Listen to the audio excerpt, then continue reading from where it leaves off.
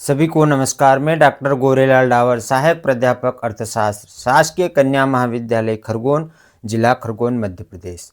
आज का विषय है प्राचीन भारतीय कृषि। तो प्राचीन भारतीय कृषि के अंतर्गत हम अध्ययन करेंगे प्राचीन कृषि का परिचय, उस प्राचीन भारत में कृषि का विकास, प्राचीन भारतीय कृषि की विशेषताएं क्या रही है और कृषि से जुड़ी अन्य कार्य। तो प्राचीन भारतीय कृषि का परिचय। भारतीय संस्कृति, सभ्यता और अर्थव्यवस्था का आधार कृषि रही है। वेदों, उपनिषदों, पुराणों, स्मृतियों और महाकाव्यों में कृषि का विस्तृत वर्णन मिलता है। कृषि को केवल भोजन उत्पादन का साधन नहीं बल्कि जीवन का आधार माना गया है। ऋग्वेद में कहा गया है कि कृषि देवस्य केतुः, अर्थात कृषि ईश्वर का पवित्र कार्य है। इस प्रकार कृषि भारतीय जीवन की धार्मिक, सामाजिक और आर्थिक व्यवस्था का प्रमुख अंग रही है। अब देखते हैं कि प्राचीन काल से सिंधु घाट की जो कृषि का विकास हुआ है वह किस प्रकार रहा है। तो प्राचीन काल में कृषि का विकास सिंधु घाटी की सभ्यता से माना जाता है। तो सिंधु घाटी की सभ्यता में लोग क्या करते थे? तो सिंधु घाटी की सभ्यता में कृषि से संबंधित जो प्रमाण मिले हैं, तो उस समय कहा गया है, यह माना जाता है कि लोग गेहूं, जौ, चना, तिल और कपास की खेती करते थे। मतलब कृषि में मुख्यतः इन चीज़ों का उत्पादन किया जाता था। कृषि मुख्यतः बैलों से की जाती थी। मतलब जो कृषि कार्य है वो पूरी तरह से बैलों से ही पूरी किए जाते थे।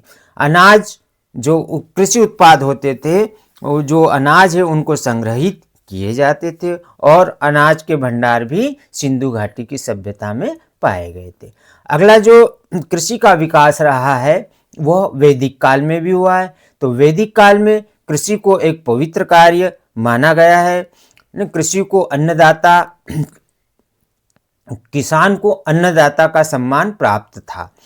ऋग्वेद, अथर्ववेद, यजुर्वेद में कृषि, हल, बीज, वर्षा, पशुपालन आदि का वर्णन है।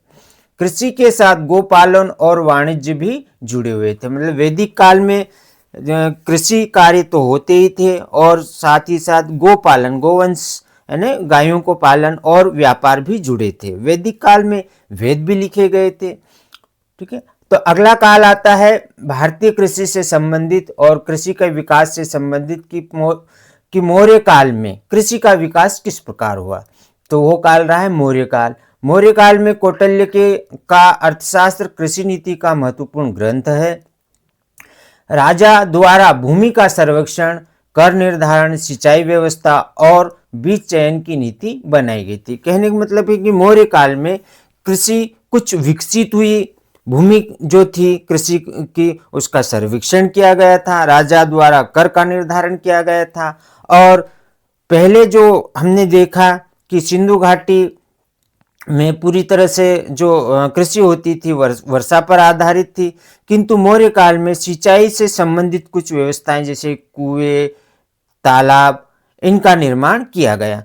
और जो कृषि कार्य में जो बीज का चयन किया जाता था या बीज का जिसका उपयोग किया जाता था, तो मौर्य काल में बीजों के चयन संबंधी कुछ कृषि विकास संबंधी कुछ नई चीज़ों का उल्लेख हुआ है।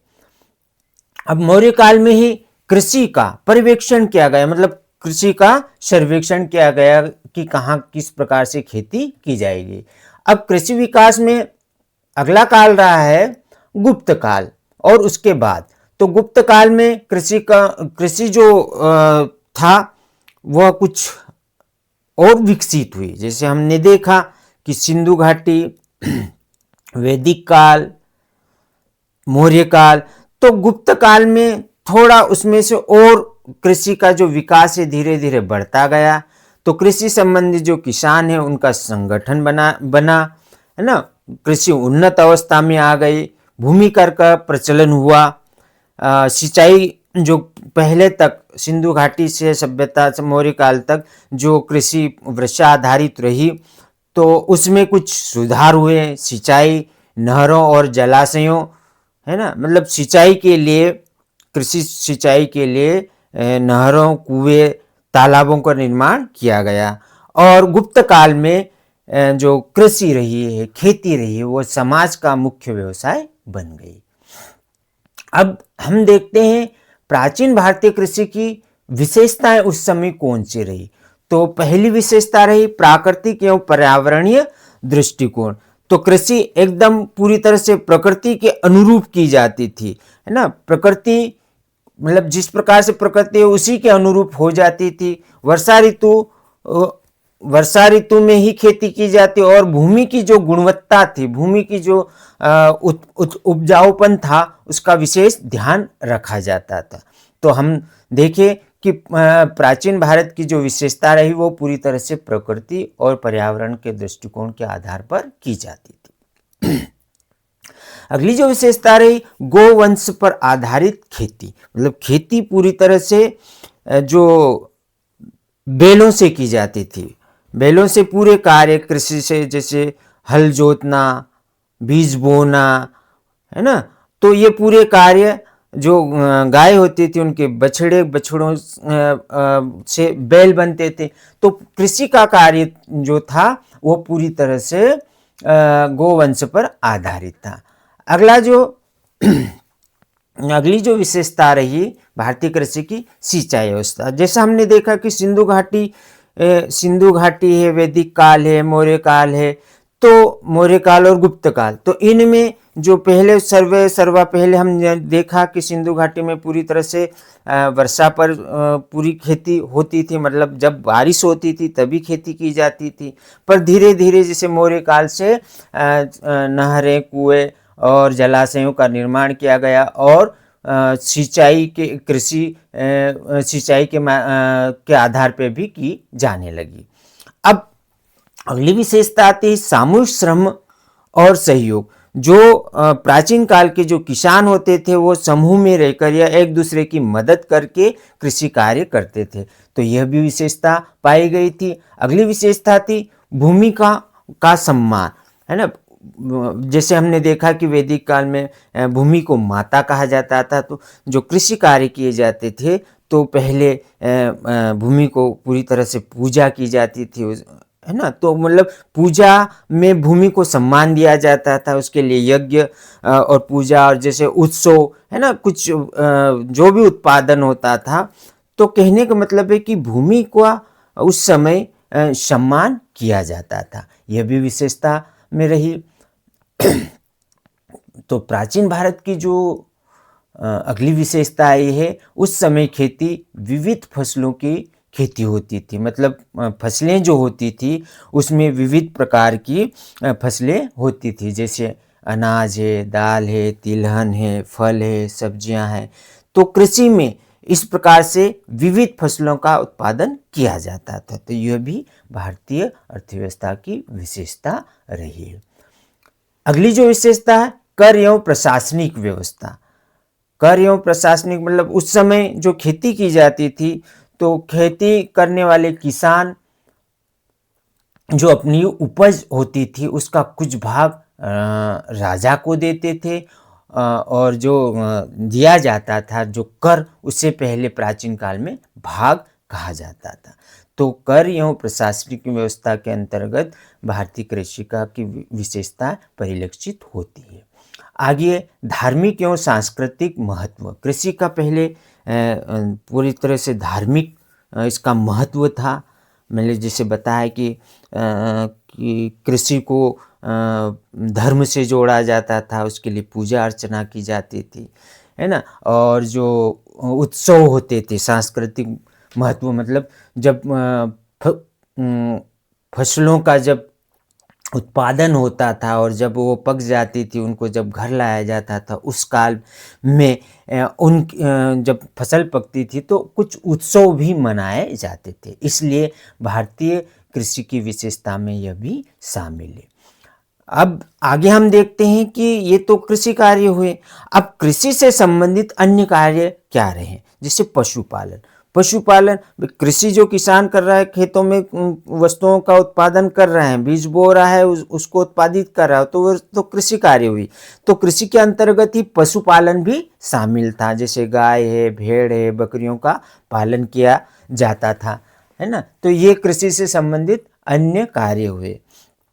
अब अगला जो कार्य है वनोपज संग्रह। वनोपज संग्रह मतलब वनों से जो भी चीज़ें होती थी, वन में जितनी कुछ औषधियाँ वगैरह पाई जाती, जो भी उपज होते थे उनका संग्रह किया जाता था, और मतलब उसके आधार, वन के आधार पर भी खेती की जाती। कहने मतलब कि वनों से जो चीज़ें मिलती थी, कुछ भी जैसे वस्तुएं हैं, तो उनका संग्रह भी उस काल में किया जाता था।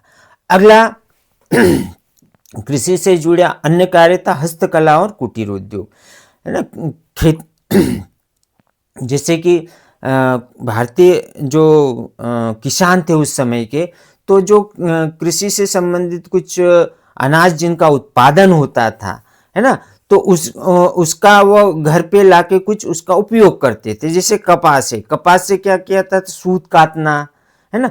तो ये क्या है, ये कुटीर उद्योग के अंतर्गत आता था। जैसे मूंगफली का तेल है ना, तो उसको उस समय घर में ही निकाला जा सकता था, उसको तेल घानी कहा जाता था। तो कृषि से जुड़े अन्य कार्य भी प्राचीन काल में भारत में प्रचलित थे। अब निष्कर्ष रूप में हम कह सकते हैं कि जो भारत की जो कृषि है काफ़ी समृद्ध रही है। भारत को प्राचीन काल से ही कृषि प्रधान देश कहा गया है ना। अब प्राचीन भारतीय कृषि केवल उत्पादन की प्रक्रिया नहीं थी, बल्कि जीवन, संस्कृति, धर्म का अभिन्न अंग थी। यहाँ कृषि को ईश्वर प्रदत्त कार्य माना गया था, जिसमें प्रकृति, श्रम और ज्ञान का समन्वय था। आज के जो विद्यार्थी हैं उनके लिए इसका अध्ययन आवश्यक है। भारत की प्राचीन कृषि प्रणाली न केवल वैज्ञानिक थी, बल्कि संतुलित, आत्मनिर्भर और पर्यावरण हितैषी भी थी। तो आज के अध्ययन से हम इन प्रश्नों को आसानी से उत्तर दे सकते हैं, जैसे कि भारत में कृषि का प्रारंभ कब हुआ, सिंधु घाटी में कौन कौन सी फसलों का उत्पादन होता था, वैदिक काल में कृषि कार्य को क्या माना जाता था, मौर्य काल में कृषि विकास के कौन से कार्य हुए, और गुप्त काल में कृषि सिंचाई के साधन कौन से थे, प्राचीन भारतीय कृषि की विशेषताएं क्या थी। तो मुझे विश्वास है कि आप अगर इस अध्ययन को सुना, पढ़ा और देखोगे, तो आप इन प्रश्नों को उत्तर आसानी से दे सकते हो। सभी को धन्यवाद।